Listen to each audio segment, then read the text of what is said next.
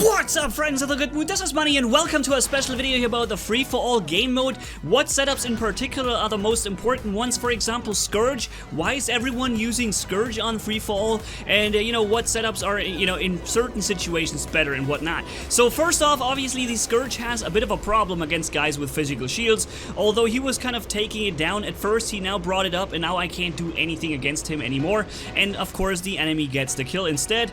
Yeah, there's a weakness to this weapon, of course, but overall the Scourge has some advantages over other weapons like Tyrants or Orkans, because you have, first off, you bypass energy shields. The Orkans don't do that, although of course the Orkan bypasses physical shields. But the Tyrant, for example, if you compare those two, the Scourge allows you to fire at 600 meters range, and that is a big thing, especially now with the meta of stealthing robots. People being able to stealth jump, okay? You need to make them jump first. That's kind of a general rule. When you are encountering somebody with a stealth jump, you need to make this guy waste his stealth jump. And the only way to really do this is to get him under pressure, to get him under fire, and this way force him to jump to avoid the damage, right? And this is something you can do with the Scourge extremely well because you have the range for it, 600 meters. Let's imagine Inquisitor like this guy right here. Hold on, the other guy. Shehan, or whatever his name is, this guy. Okay, there's an Inquisitor coming at me. He's got Orkans and Thunder 300 meters range. He has to get very close to even be able to do any point of damage to me, right? So I just fire at him with the Scourge, and this way, of course, I trigger his jump because he doesn't want to take the damage. He wants to be safe from the damage, so he activates the jump. And now he has no way of, stealthing himself for 20 seconds or so. So he's gonna be an easy kill for everyone in this map.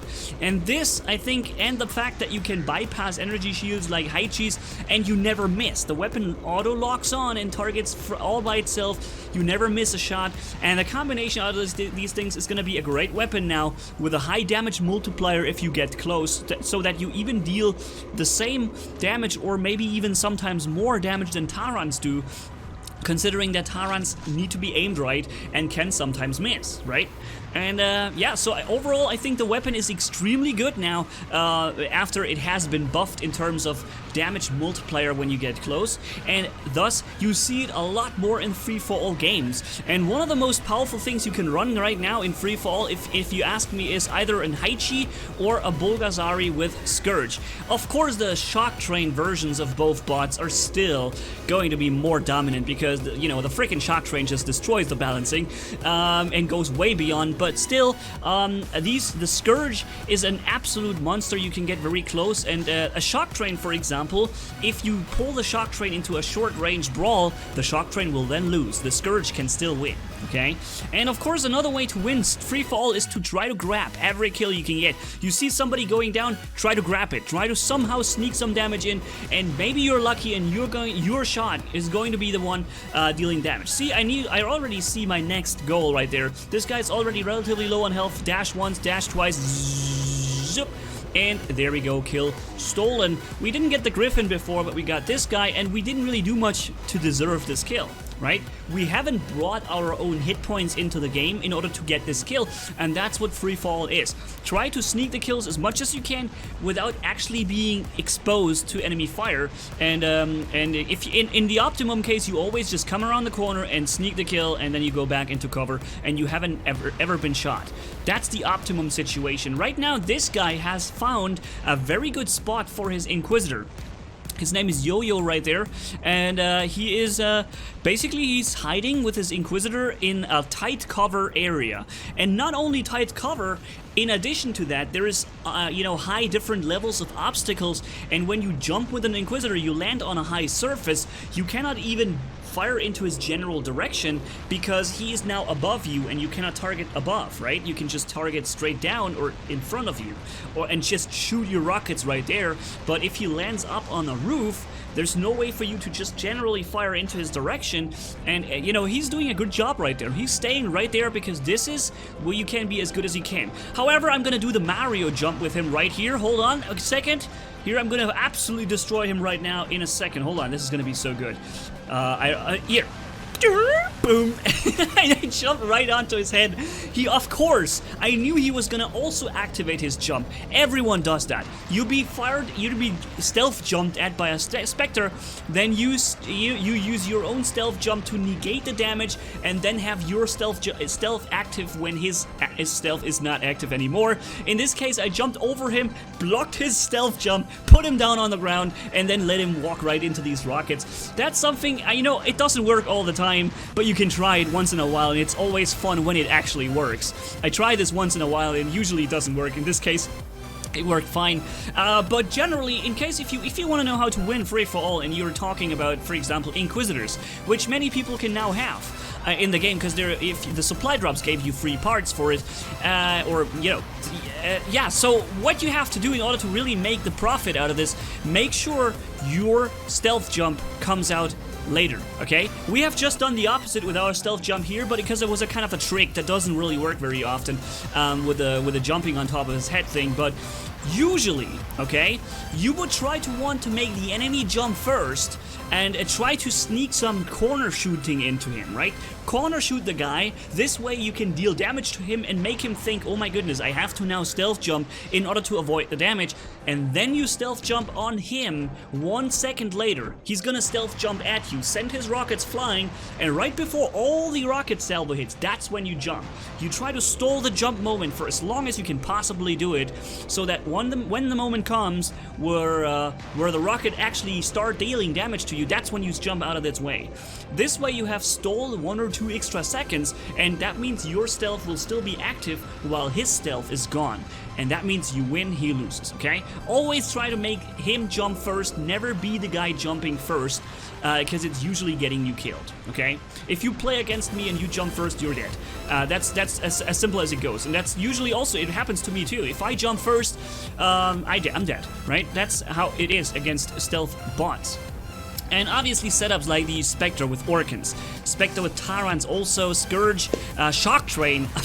Yes, of course, Shock Train, but you know, all those setups are dominating, okay? They're just the most powerful things you can run right now, and yeah, the Scourge on the Haechis as well, which I showed in particular here. We're also having another match in a few seconds where I'm gonna show you even more, you know, stealth, no Haechis Spectre stuff.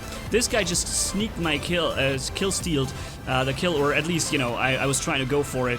I was able to drop his shield. That's another thing. If you're getting attacked by Haechis and you have Orkans or even Storm, whatever, try to corner shoot at the shield. Remember, the bot is here and the shield goes all the way around the bot. So even if this guy isn't even in range yet, even if he's around the corner, you can already drain the shield.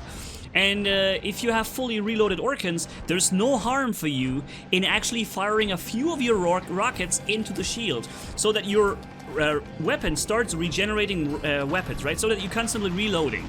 And don't deplete all your rockets, but already use some firepower without harm's way to drop his shield.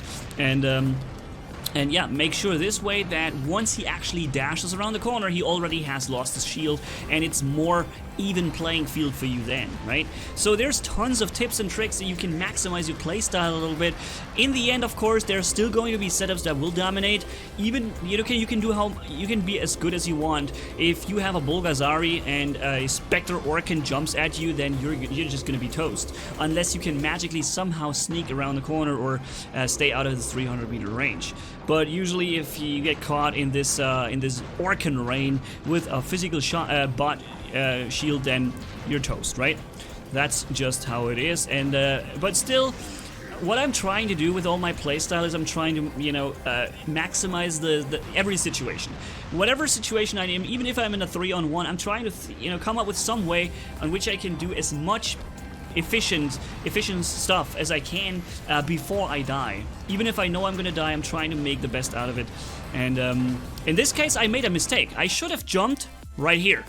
Do you see that this corner on this house, this is where I should have jumped. This way I would have not given this guy an opportunity to walk around cover, because with his stealth, with his dash, of course, he can just dash around the cover, and I made a mistake there. That was a bad one. Now it's a 1-on-1, and now he thinks, okay, so far away, no problem here, and that's a Raven, though, that can just jump super ridiculously far. So make sure, ladies and gentlemen, if you see an enemy spawning with a Raven, you need to know that he can be right next to you a second later. And yeah, so there we go. I'm doing a little dance right here to celebrate the end of this free-for-all match. Let's see how much damage we have actually done going forward here. I even jumped at him, fired a little bit, but it wasn't anything. So, let's see. We have done 13. Wow, this was a very close one. 13 versus 12. So basically with this last kill, I took back the lead and I kept it then, and he totally underestimated how dangerous that Raven can be when he jumps at you. So let's go into another match also on Power Plant, which you may or may not know is one of my most favorite maps in the game, because there's a lot of cover, there's open fields. It's a mix, it's a perfect mix between long and medium and short range combat. If you are like a brawler, you go here where I was here, in these area with the silos and stuff like this, and you know, you can always get your enemies very close to you and move beyond cover, and don't have to expose yourself to snipers too much, although the snipers can also do something against you if they just find a good counter position there and they can sneak a few shots in here and there. So overall, one of my most favorite maps with Valley. Valley is my favorite by far. Also Dreadnought. I really appreciate and enjoy Dreadnought a lot as well. So right now I am right here also in one of those spots where as a brawler you can do a lot because you have a lot of cover to move behind, and I'm walking up on the sniper. I have regenerated all the Orkan rockets in this one here, so even though this Natasha has a lot of health, it's probably a maxed out Natasha judging by how long it took me to get this thing killed and how many rockets I had to spend, but hey, that's a lot of damage done, like 200 something thousand damage. This Bulgasari already used the dash to get into range to fire, so he's now destroyed. And I sneaked some kills in, 6 kills already, okay? Oh, there is a Carnage coming. Alright, so the Carnage. Let's see what we can do with him. Here I'm showing you what I mean. I'm already draining the shield, even though I have no line of sight with him, because this will make it easier for me to, when I actually need to fire at him, directly kill him instantly with no time wasted on breaking the shield anymore. This Inquisitor right there, I knew he was gonna jump. I knew he's got 350 meters range with Redeemer and in Tyrants, so all I have to do is stay out of 350 meters range, because the Spectre runs faster as than the Inquisitor, so just walk backwards and you're gonna be safe. Now, since he turned around and... Oh, wait a minute, there's another dude coming in. Oh, is he jumping at me? Oh, this guy's jumping now.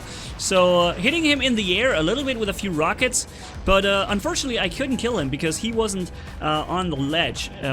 If we would have landed on the ledge, then we would have battled it out right now. I would have probably lost with my little bit of health. He's walking up the ramp. I need to try to come up with a plan in order to survive this. The other guy's jumping at me too. This is insane. I'm trying to dodge rockets. This is what you can do really well with a Spectre. You can dodge jumps really good. Rockets, because it's running so fast and has a quick direction change. Using the opportunity to get rid of this guy real fast, and then that's checkmate. That's the end of me now. There's nothing I can do anymore. He has his stealth jump ready. I'm in the open field with no cover. All I can do is try to walk very fast left and right, splash a few rockets into his feet, but I have to say GG here and kiss my Spectre Orkan goodbye. But we also have our own Inquisitor here with Ember and Orkans. And as I told you guys already, never be the guy jumping first. Corner shoot, right?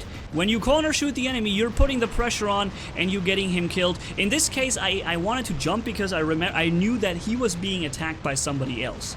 I knew that he's going to be killed in a few seconds, so I had to go in there and grab the kill myself. But if it would have been a one-on-one, I wouldn't have jumped. It's just that because I knew there was going to be somebody else interfering in our combat. And unfortunately, he now gets me there easily because I'm in a reloading cap with my Orkans and reloading with the Ember and stealth jump. There it is! There was my stealth jump, but unfortunately it came out too late and he got me. But you know what? How about we get both of these guys now? What would you say if we could both get them? There's a Griffin, he's jumping at us, so jump at him and well, because the other guy was in stealth jump, so he wanted me instead, and I also activated stealth jump, and now I got both of them. That's, of course, if you can make this happen, to sneak all the kills and just get all of them, that's gonna be your victory. And yeah, that's it, ladies and gents. Here, 11 kills, first place. Again, I think I was wrong. We weren't actually showing another one of these Scourge combat here. But, you know, this setup here is really fun to play if you do have a bunch of Scourge and a Haechis. If you don't have an Haechis, you can also run it on a Griffin. Use a Griffin with 2 Scourge and 2 what's it called? Magnums. You're gonna kill Haechis so good with this. I'm not even kidding. If you have a Raven, of course, the Raven does it better because you can change your direction in mid-air of the jump. Gonna make a video about this showing you all that. Yeah, for now, let's leave it like that and say thank you guys so much for watching. If you enjoyed this video, leave a like and comment down below. And if you haven't already, hit subscribe, as brutal as a man can hit for more. Thanks for bearing with me. You guys are awesome as always. Manni-Gaming signing off. Bye-bye.